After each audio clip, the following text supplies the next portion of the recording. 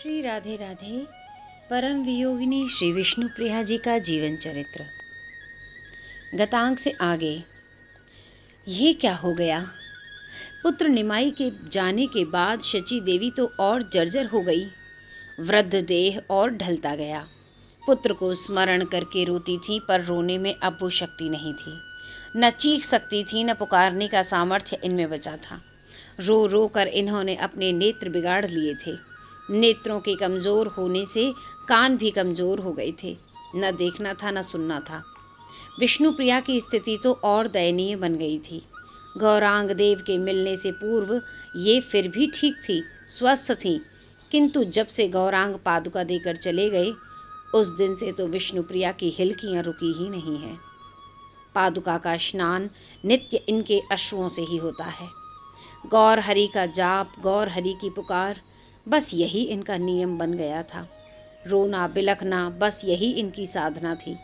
कांचना आती, कुछ देर ही बैठ पाती, पर जब ये विष्णुप्रिया का क्रंदन सुनती तो उसका हृदय कांप उठता था। प्रिया के कक्ष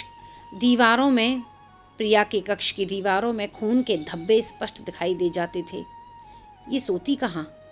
इन्हें नींद कहाँ थी? ये तो रात भर गौर हरि कहते हुए अपना सिर दीवार में पटकती थी। पटकते पटकते कभी कभी मूर्छित हो जाती। देखने वाला कोई था ही नहीं। हाँ, ईशान नाम का एक वृद्ध भक्त था गौरांग देव का। जब विष्णुप्रिया गौरांग देव के चरणों में गिरकर रो रही थी, माता शची रो रही थी, तब ये वृद्ध भक्त भी इनको रोता देखकर रोने लगा था। गौरांग देव तो अपनी मंडली के साथ चले गए, पर ये रुक गया। माता की सेवा कौन करेगा? गौरांग देव की सबसे बड़ी भक्ति यही होगी कि उनकी माता की देखरेख की जाए। और ये बेचारी विष्णुप्रिया। इन दोनों की स्थिति देखकर वृद्ध ईशान को लगा, ये अब भोजन नहीं बना पाएंगी, मर जाएंगी। ऐसा विचार कर इन ईशान नामक भक्त ने गौरांग देव को छोड़ दिया और यही इन्हीं की सेवा में लग गया। यहीं भोजन बनाता था। विष्णुप्रिया मूर्छित पड़ी रहती, उसे होश कहाँ था। द्वार आते जाते ईशान खोलता तो ये उठकर इतना ही पूछती, क्या मेरे नाथ आ गए? ओह! कांचना आई और विष्णुप्रिया के पांव दबाने लगी थी। कौन? विष्णुप्रिया मूर्छित हैं। जब उन्हें लगा किसी ने छुआ है तो मूर्छा टूट गई थी। सखी, मैं कांचना, अपने अश्रु पोंछते हुए कांचना ने उत्तर दिया था। हाँ कांचना, इतना ही बोली थी। मेरे माता पिता नीलांचल धाम जा रहे हैं। कांचना ने जैसे ही ये कहा, सखी मुझे भी ले चल, मैं भी जाऊंगी नीलांचल। मेरे नाथ वहीं रहते हैं, मैं उनके द्वारे पड़ी रहूंगी, उनका जूठन खाती रहूंगी। मुझे ले चल सखी, मुझे ले चल। विष्णुप्रिया उठकर खड़ी हो गई। कांचना से चलने की जिद करने लगी थी कि तभी, नहीं नहीं नहीं, मैं पापिन हूँ। मैं नीलांचल जाऊंगी तो मेरे नाथ उस क्षेत्र को भी छोड़कर चले जाएंगे। नहीं, मैं तो अभागिनी हूँ। नाथ ने मेरे कारण ही तो संन्यास लिया है ना। मैं दुष्टा हूँ, इस घर के सुख को मैं खा गई। विष्णुप्रिया फिर उन्मादग्रस्त हो गई है। ये देख सखी, मेरी बूढ़ी सासू माँ की स्थिति, ये सब मेरे कारण है। सबकी कारण मैं ही हूँ। हाय, मेरा जन्म ही क्यों हुआ? मैं जन्मते ही मर जाती तो अच्छा होता ना।